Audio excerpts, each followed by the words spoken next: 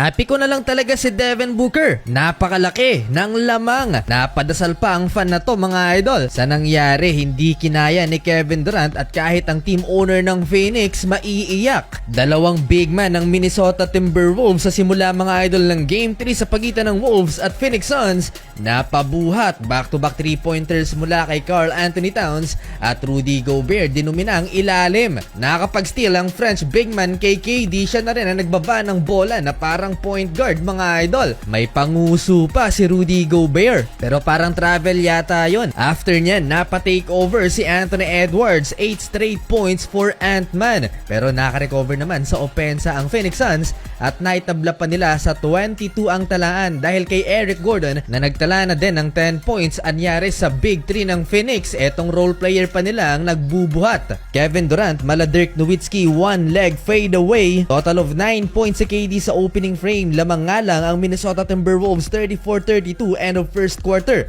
Second quarter, pinasok na si Bol pang tapat kay Rudy Gobert pero natamaan kaagad ang alaga ng Phoenix Suns big man. Nakalibre tuloy ng slam dunk si Gobert. Lamang pa rin ang Timberwolves, etong si Devin Booker at Bradley Beal pareho ng may 7 points pero mababa pa rin ang kanilang shooting. Under 8 minute, napatayo at todo sigawan ng mga fans kay Bol na itala niya ang kanyang first field goal of the game. Talaga namang inaantay ng home crowd na magpasiklab itong si Bol pang tapat mga idol sa Twin Tower ng Timberwolves. Lumabas ang energy sa arena. May time sa court mga idol na pinagsabay ni Coach Frank Vogel ang tatlong malalaking player nila si Kevin Durant, Jusuf Nurkic at Bol.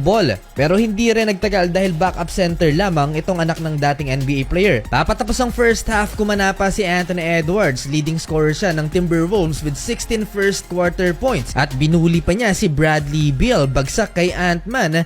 Pasok ang jump shot, napa-flex pa mga idol sa superstar ng Suns. In-extend pa ni Mike Conley ang lead ng Minnesota sa 6, 59-53 halftime. Lamang ang visiting team, 14 points for Kevin Durant. Third quarter, nagkapisikalan si Devin Booker at Karl Anthony Towns. Masama ang pagkakabagsak ni Towns mga idol sa play na to. Nauna nga lang ang contact kay Jaden McDaniels kaya nakaligtas doon si D-Book. Meron pang isang physical play sa pagitan ni Booker at Karl Anthony Towns. Naging sentro mga idol ang opensa ng Phoenix, itong si Booker. Total team effort naman ng Minnesota Timberwolves, 13 points na for Mike Conley and Karl Anthony Towns, 17 points including this open 3-pointer kung saan lobo sa 11 points ang lead ng Minnesota. Umabot pa ng 15 points ang biggest lead ng Minnesota Timberwolves after ng back-to-back 3-pointers ni Nickeil Alexander-Walker. Mukhang mapapaaga yata ang pagsunod nitong si Kevin Durant kay Stephen Curry mga idol sa beach. Anyari sa Phoenix, struggle sila na depensahan mga idol ang Minnesota Timberwolves. Nakayuko na si Kevin Durant, hindi kinakaya ang nangyayari. Another 3-pointer for Alexander Walker, that's 19 points Minnesota Timberwolves lead. Mapapadasal na lang talaga mga idol ang fans ng Phoenix Suns sa nangyayari dahil pinaulanan ba naman sila ng 3-pointers ng Minnesota Timberwolves. Lahat halos ng Phoenix Suns fans na nasa arena disappointed mga idol sa nangyayari sa kanilang kupunan. Though mahaba pa ang oras, todo kayod pa rin sa Devin Booker at KD.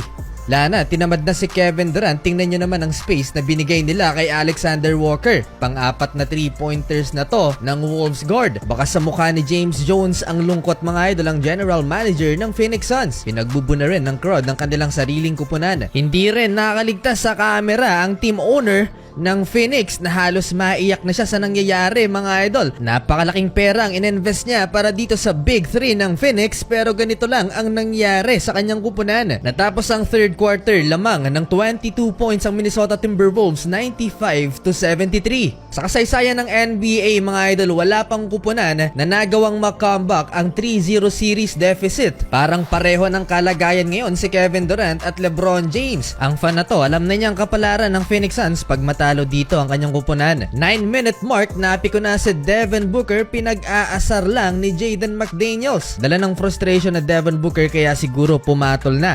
Pero teka, last 9 minutes mukhang nakakaamoy ng pag-asa itong Phoenix Suns. 15-point Timberwolves lead, 101-86. Dumagdag pa ng 3-pointer si Kevin Durant kaya naman nabuhayan ang crowd. Anthony Edwards para patahimikin ang crowd ng Phoenix, tough layup laban kay Booker. Na-late yata ang pag-take over ng Suns Suns Big 3, Bradley Beal 3-point step back. In transition, Josh Okogie hinataw sa mukha si Rudy Gobert and one play pinag-aasar na sila ni Anthony Edwards. Flagrant penalty foul 2, si Josh Okogie ejected. So mga idol, panalo pa rin ang Minnesota Timberwolves 3-0.